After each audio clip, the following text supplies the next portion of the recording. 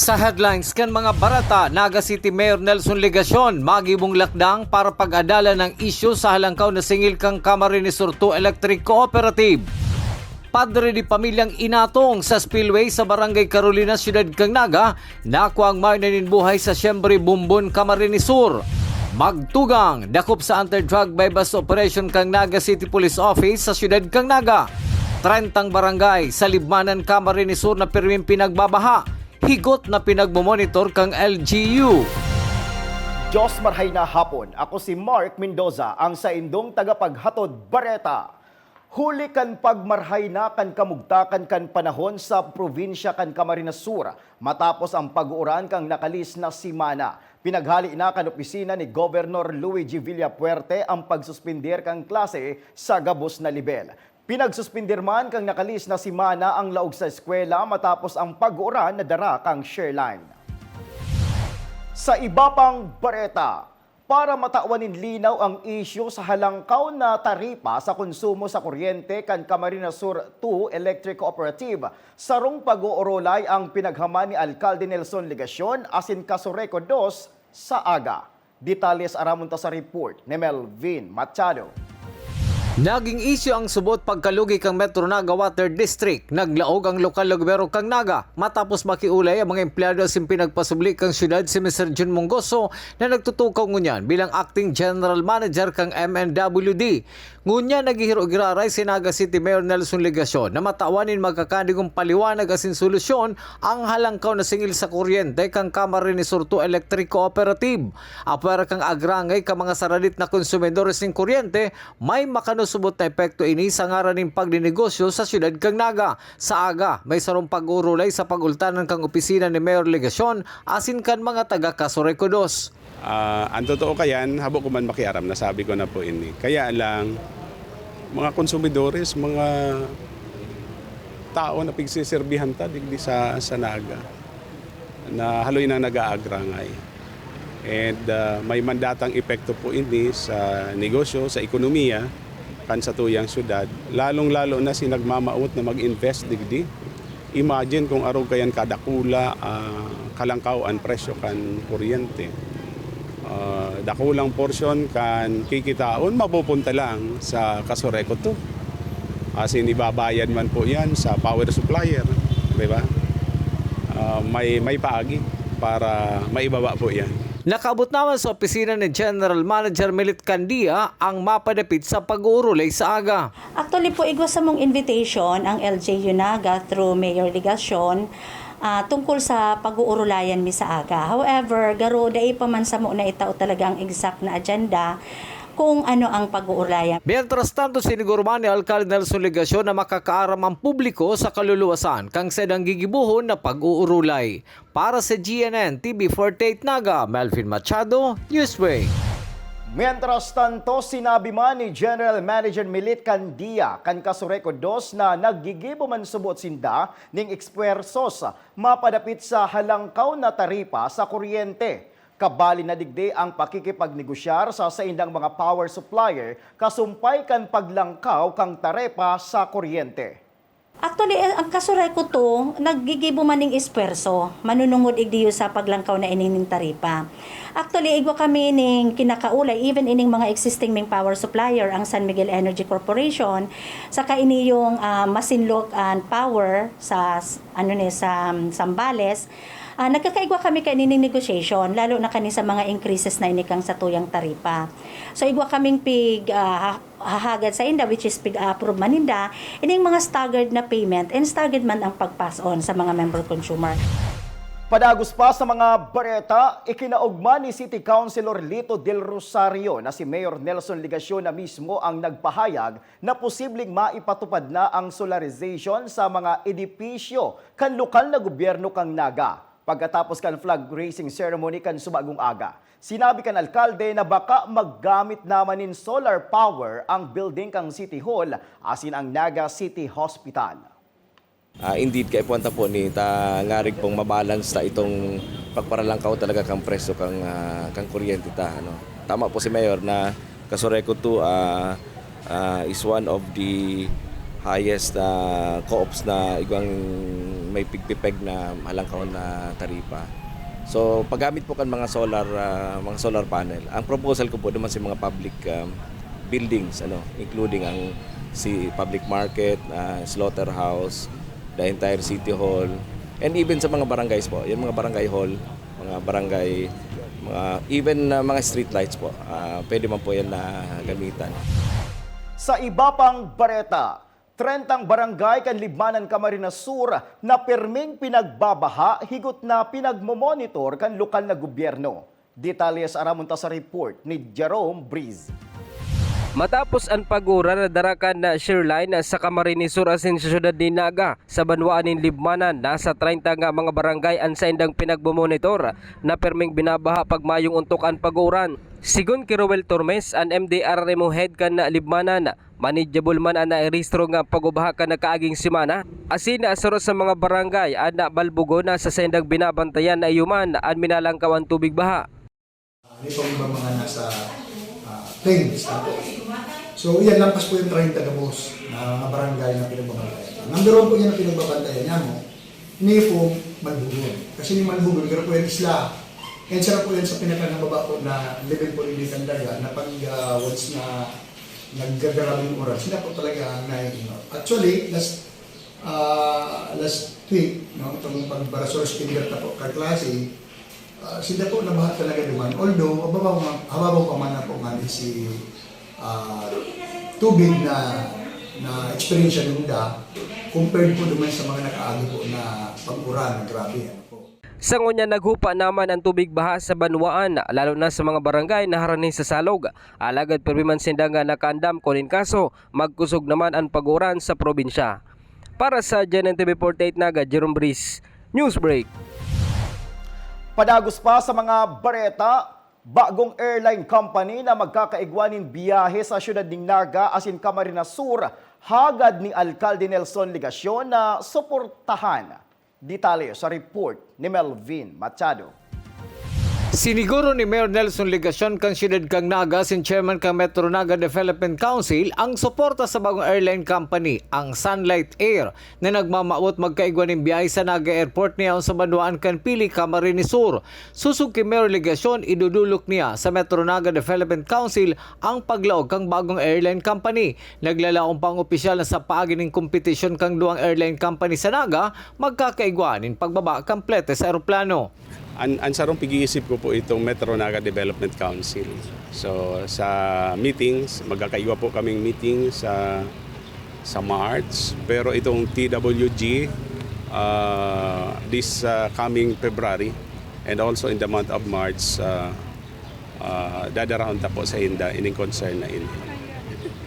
Mahalaga na masuportahan, dahil lang maipromote, masuportahan, tangkilikon ining bagong airline company na maut man maglaog digdi sa magkaigwan ng biyahe sa Naga Airport duman sa Pili. Abril o bulan kan Mayo posibleng marealisara na sabing biyahe, alagad kay pon mag-agi sa mga opisinang matao nin bindisyon kang paglupad kang bagong kompanya ng eroplano pasirinig di sa siyudad kang Naga.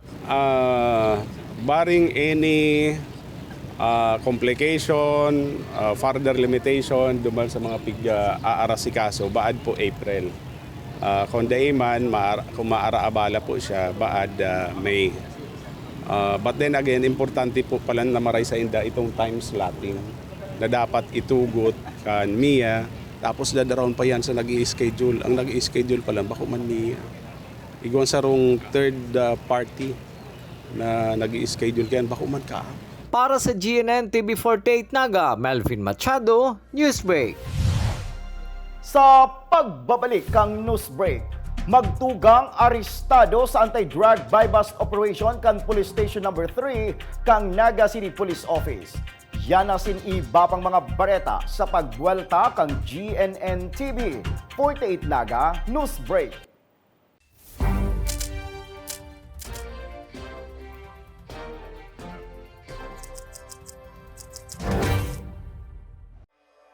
Mas pinalinaw, mas pinalakas, mas pinalawak. Ang GNN TV 48 Naga Digital na! Kung ang inyong TV sets ay digital ready na, pindutin ang scan o search channel button at makikita ang GNN TV Channel 48. Maaaring gumamit ng indoor o outdoor antenna para sa mas klarong panonood. Ganito rin ang gagawin kung kayo ay gumagamit ng digital box. Sa mga susunod na araw, asahan ang mga programang malapit sa puso ng mga Bicolano. Flight attendants, prepare for takeoff, please.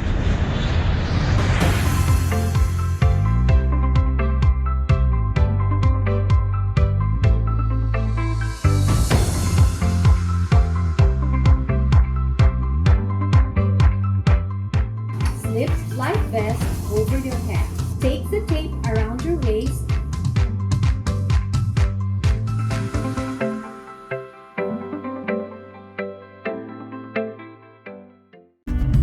Sa oras ng sakuna, isa sa mga kailangan natin sa ating tahanan ay isang gubag. Ang isang gubag ay naglalaman ng tubig, mga dilata at biscuits upang hindi tayo magutom, energy bars o energy drink, first aid kit, communication devices tulad ng flashlights at batteries, whistles o pito, portable radio, at extra cellphone. Mas mabuti kung meron tayong prepaid load card. Tools tulad ng Swiss knife at gunting. Maaari din tayo magdagdag ng lubid. At huwag natin kakalimutan ang hygiene kit na naglalaman ng sabon, tissue, toothpaste, toothbrush, at face mask. Sa lahat ng oras, laging bukas, nakahanda ang aming tanggapan. Tandaan, ang Bicolanong alerto, pirming protektado. Work with business executive or turn yourself to become one. Explore the career in the world of business with NCF's Bachelor of Science in Business Administration, major in Financial Management. This degree prepares you to excel in the financial service sector. Start it right with NCF's College of Accountancy and Finance.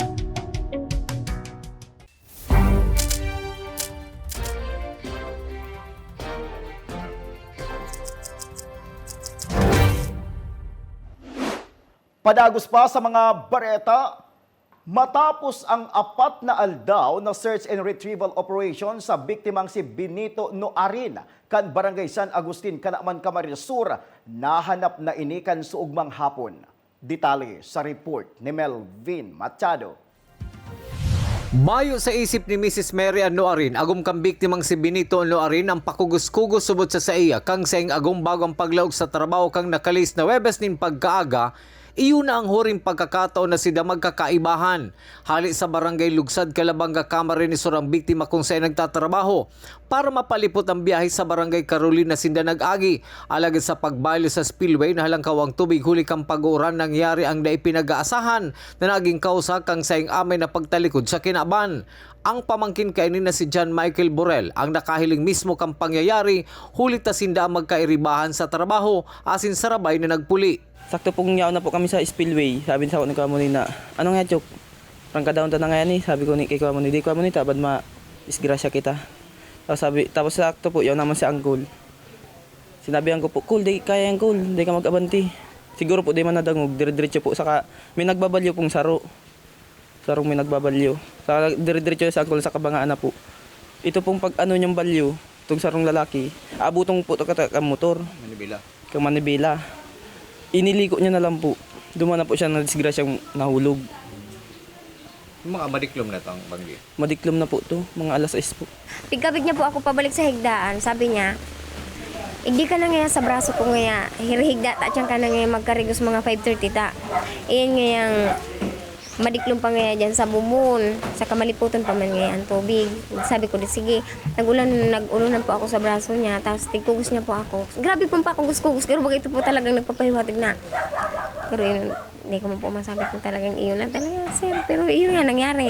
Istorya pa kan Mrs. na susurpresaon ko kang biktima ang saing aki na makumplean yung kang aldaw na Biyernes. Iyo po, sir. Sabi niya nga ni, mauli nga niya ko ta, susurpresahon ko ngaya ang aki ko ngaya. Ngaya, chok, dyan ka na ngaya sa magsakay ngaya ki Munoy, tama saod pa ngaya ako ta. Susurpresahon ko ngaya si ate ta, di bo ngaya ka to sa aga, nakapadaraga naman ngaya ako, sabi niya daraga na ngaya si ate.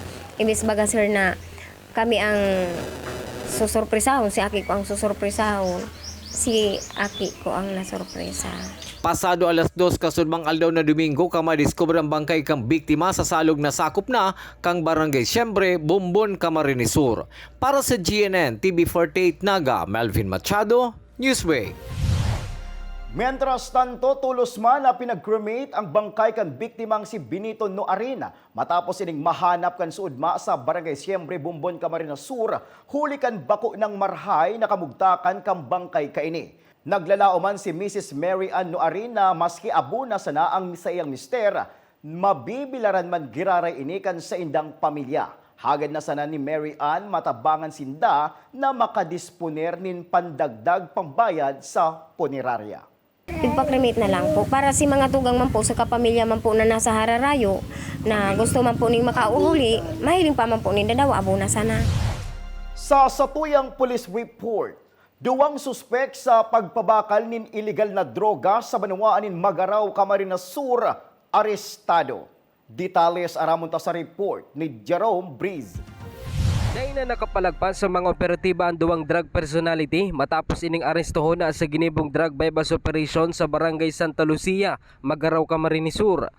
Ang mga suspek na si Alden Fortuna, 36 anyos, asin Luis Tampoco, 50 anyos, parehong residente kan Nabua, Camarines Sur. Ang nabakalan kan mga operatiba nin apat na pinasong plastic sachet na may log din pinagtutubudan shabu.